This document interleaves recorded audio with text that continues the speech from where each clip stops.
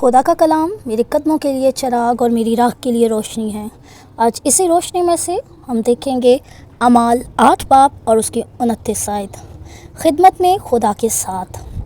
مسیح کے بابرکت نام میں آپ سب کی سلامتی ہو۔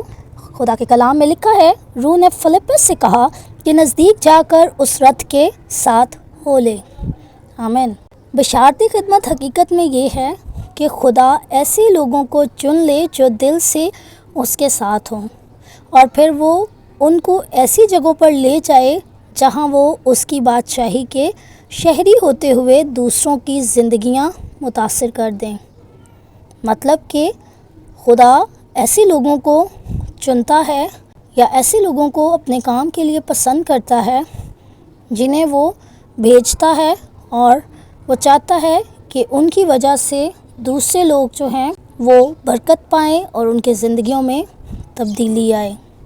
تاریخ میں بعض خدا کے خادمین ایسے بھی تھے جنہوں نے لمبی زندگی نہیں گزاری، لیکن ان کی زندگیوں نے دوسروں کی زندگیوں کو ہمیشہ کے لیے بدل دیا۔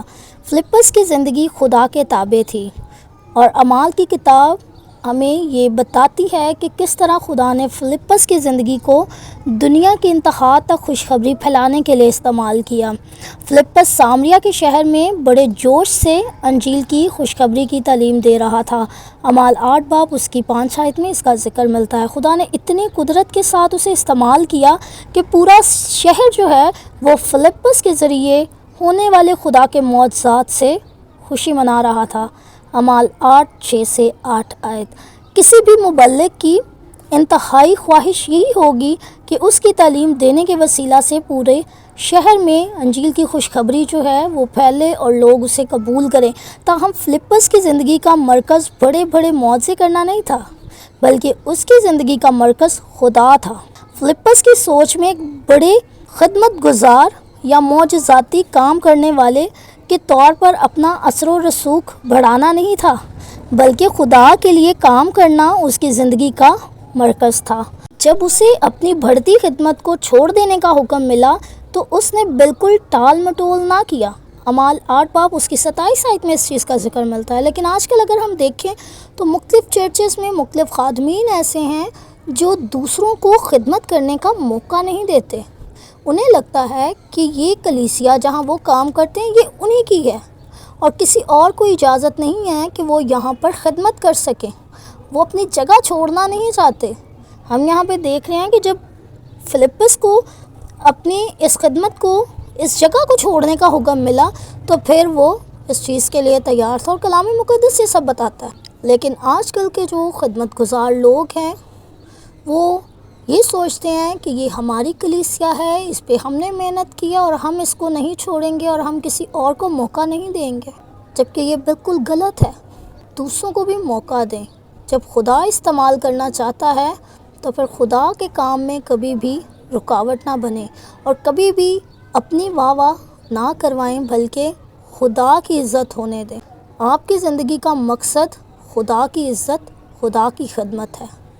خدا ایسے لوگوں کی تلاش میں رہتا ہے جو فلپس کی طرح خوشخبری سنانے کے لیے اس کے ساتھ چلنے کو تیار ہوں۔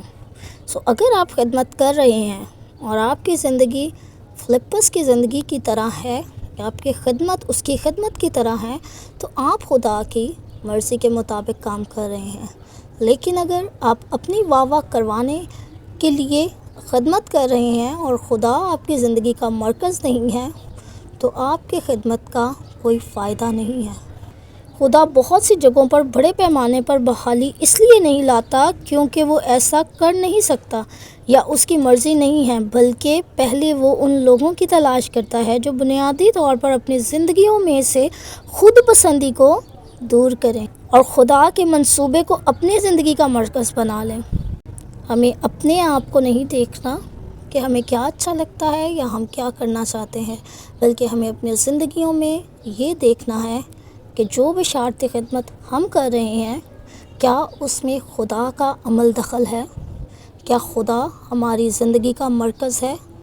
آج اس بات کو سوچنے کی اور چیک کرنے کی ضرورت ہے۔ اگر تو آج آپ اس چیز کو دیکھتے ہیں اور اگر کہیں کمی ہے تو اس کو دور کرتے ہیں، تو خدا کی برکات آپ کے لیے آج کے دن موجود ہیں، لیکن اگر آپ اس بات کو سنتے ہوئے سمجھتے ہوئے بھی ان چیزوں کو دھیان میں نہیں لاتے تو پھر سوچنے والی بات ہے۔ خدا فی الحال آپ کو کیا کرنے کے لیے بلاتا ہے؟ آپ خدا کی فرما برداری کس طرح کرتے ہیں؟ آج سوچنے کی ضرورت ہے۔ کچھ دیر کے لیے اپنی آنکھوں کو بند کریں اور اس کلام پر غور کریں، اور یہ سوال جو آج آپ کے سامنے رکھے گئے ہیں ان کو اپنی زندگی میں چیک کریں کہ کیا خدا فی الحال آپ کو کیا کرنے کے لیے بلاتا ہے۔ اور دوسرا سوال ہے، کیا آپ خدا کی فرما برداری کر رہے ہیں؟ اگر ایسا ہے تو بہت اچھی بات ہے، اور اگر ایسا نہیں ہے تو آج خدا کے کلام پر غور کریں، اپنی زندگیوں کو چیک کریں، خدا سے معافی مانگیں۔ آپ جس کام کو کر رہے ہیں اس کا جواب آپ کو خدا کو دینا ہے۔ ہم اس کے پاکستان میں کام کرنے والے مزدور ہیں، اور اگر ہمیں اپنی مزدوری چاہیے تو ہمیں اچھے سے کام کرنا ہے تاکہ ہمارا مالک ہم سے خوش ہو اور ہمیں اس کا اجر بھی ملے۔ تو ایسا نہ ہو کہ ہم اپنا ٹائم ضائع کریں اور اپنے کام کو بہتر طور پر نہ کریں، اور جب ہمارا مالک آئے اور وہ تمثیل ہم پر پوری نہ ہو جو ایک مالک کیا اور اس نے اپنے نوکروں کو توڑے دیے۔ آج چیک کرنے کی ضرورت ہے کہ جو توڑے ہمیں ملے ہیں کیا ہم ان سے کاروبار کر رہے ہیں، کیا ہم ان کو بڑھا رہے ہیں، یا ان کو ایک سائڈ پہ کر کے ہم اپنی عزت بڑھا رہے ہیں۔ ضرور آج اس کلام پر غور کریں اور اپنی زندگیوں کو چیک کریں۔ کہیں پر کمی لگتی ہے تو ضرور خدا سے معافی مانگیں۔ خدا بہت بڑا ہے، وہ ہمیں معاف کرنے کی قدرت رکھتا ہے، وہ ہمیں قدرت سے اور اپنے جلال سے بھرنے کی قدرت رکھتا ہے۔ وہ ہمیں استعمال کرے گا اور فلپس کی طرح کرے گا کہ ہماری زندگیوں سے بہت سی زندگیاں تبدیل ہوں اور اس کا اجر ہمیں آسمان پر ملے۔ خدا آج اس کلام کے وسیلہ سے ہمیں بہت برکت دے۔ اگر آپ نے اس کلام سے برکت پائی تو ضرور اس کلام کو دوسروں کے ساتھ شیئر کریں۔ میری ذمہ داری تھی آپ تک پہنچانا، اب آپ کی ذمہ داری ہے اس کو آگے پھیلانا۔ خدا ہمیں ایسا کرنے کی توفیق بخشے۔ آمین۔